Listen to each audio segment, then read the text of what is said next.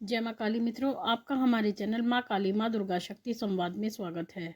मित्रों, अगर आप हमारे चैनल पर नए हैं तो हमारे चैनल को सब्सक्राइब कीजिए, लाइक कीजिए, शेयर कीजिए। साथ ही नोटिफिकेशन बेल को भी प्रेस कीजिए, जिससे हमारी आने वाली वीडियोस का नोटिफिकेशन आपको तुरंत मिल जाए।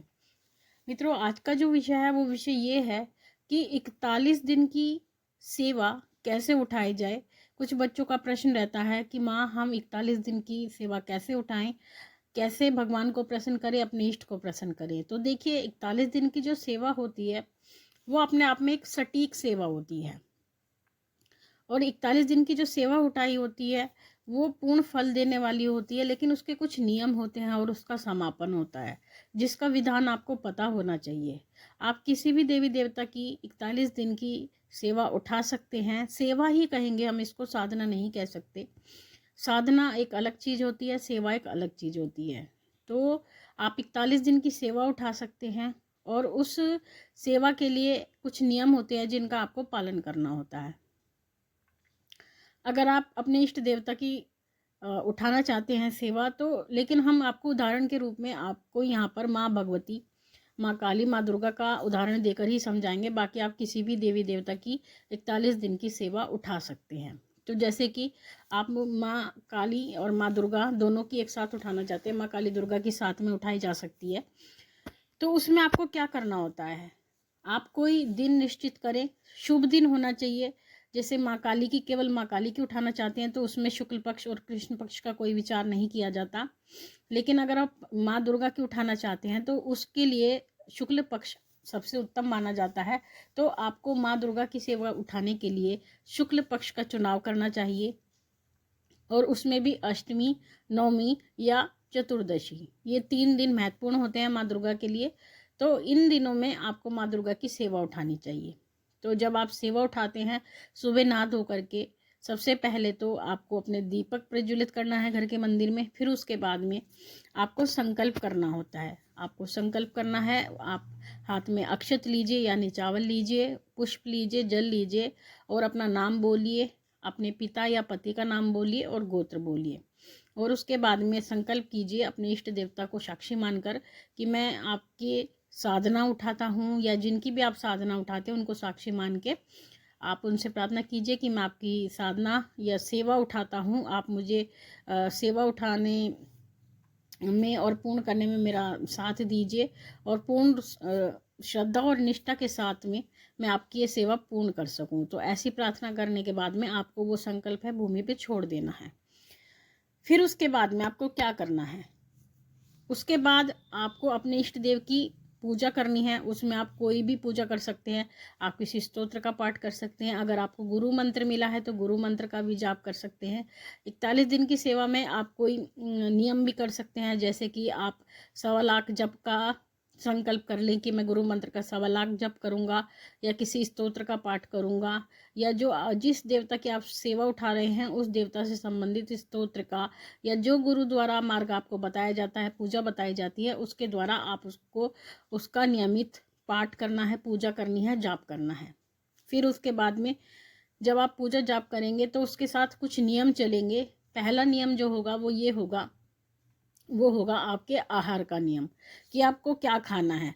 देखिए, आपकी सामर्थ्य के अनुसार होता है। हर जो भी आप सेवा उठाते हैं, सेवा सामर्थ्य के अनुसार ही उठाई जाती है। तो उसमें अगर आपकी आहार की बात करें तो आहार में आप एक समय भी भोजन कर सकते हैं। आप फलाहार भी कर सकते हैं। फलाहार में आप फलों का सेवन करें, दूध का सेवन करें, चाय पी सकते हैं, कुट्टू का और साबूदाना आदि खा सकते हैं। तो ये सब आप फलाहार में खा सकते हैं। और अगर आप भोजन का उठाना चाहते हैं कि मैं एक समय भोजन करूँगा, तो एक समय में केवल अन्न आपको एक समय खाना है। और बाकी आप अगर रोगी हैं, आपके शरीर में इतनी सामर्थ्य नहीं है, तो एक समय आप फलाहार और एक समय अन्न करके आप इस तरह भी साधना उठा सकते हैं। दूसरा नियम, आप कोशिश ये करें, हो सके तो आप भूमि पे शयन करें, सर्वोत्तम होता है।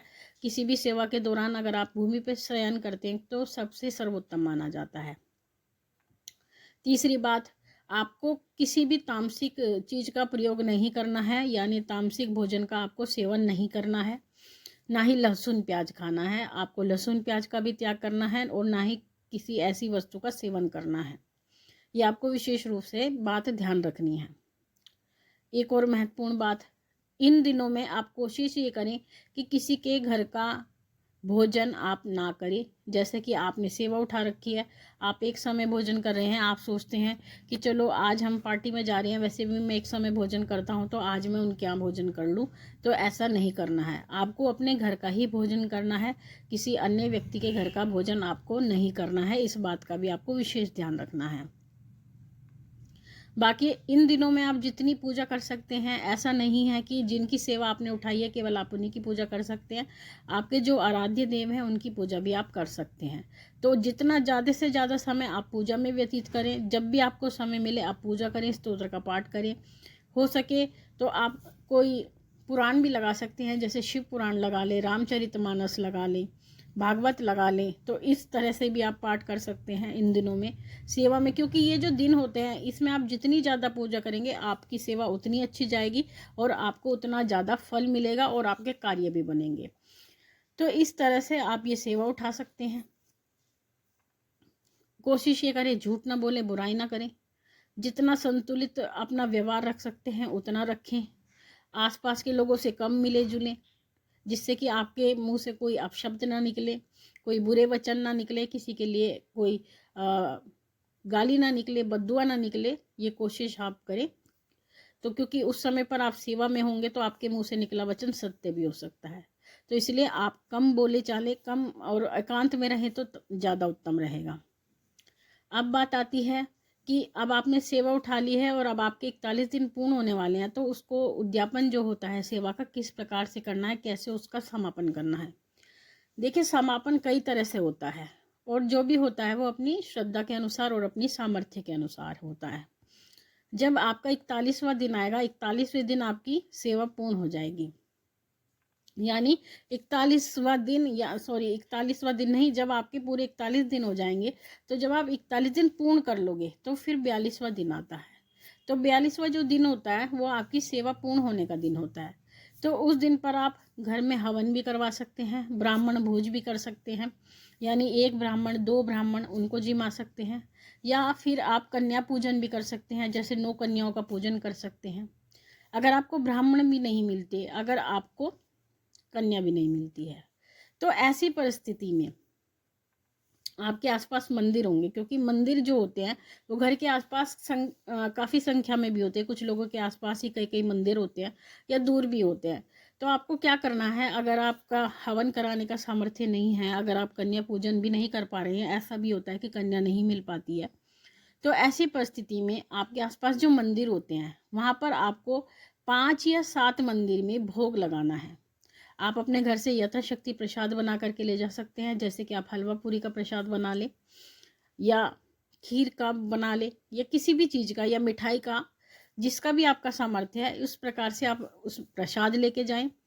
और साथ में दक्षिणा 5 रुपये 10 रुपये जो भी आपका सामर्थ्य है, 5 या 7 मंदिर में आपको वो प्रसाद लगाना है और 5 या 7 मंदिर की फेरी आपको करनी है और उसमें प्रसाद में यथाशक्ति दक्षिणा रख करके उनसे अपने भगवान से प्रार्थना करनी है। जिस मंदिर में भी जाएं वहीं पर आप प्रसाद रख के प्रार्थना करें कि मैंने अपनी सामर्थ्य के अनुसार ये सेवा की है, तो आप हमें इस सेवा का पूर्ण फल प्रदान करें और हमें आज्ञा दें कि हम अपना सामान्य जीवन अब जी सकें।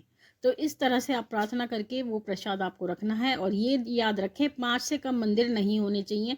5 से ज़्यादा तो हो सकते हैं लेकिन 5 से कम मंदिर नहीं होने चाहिए। तो इस प्रकार से आप ये साधना सेवा उठा सकते हैं 41 दिन की, और 41 दिन की सेवा उठाने के बाद में 42 दिन पे ये सभी कार्य आपको करने हैं। तो इस प्रकार से आपकी सेवा पूर्ण हो जाएगी माँ भगवती की कृपा से, और उसके बाद आप अपना जो भी आपका सामान्य जीवन है, जैसा आप जीते आ रहे थे वैसा जीवन आपको जीना है। तो मित्रों, ये थी जानकारी आप सभी के लिए। माँ भगवती से यही प्रार्थना करते हैं कि वो आपके भंडारे भरती रहे, आपकी सभी मनोकामनाओं को पूर्ण करती रहे, आप पे अपना पूर्ण आशीर्वाद बना के रखे। आपसे फिर मिलेंगे अपनी अगली वीडियो में, तब तक के लिए जय महाकाली, जय महाकाल।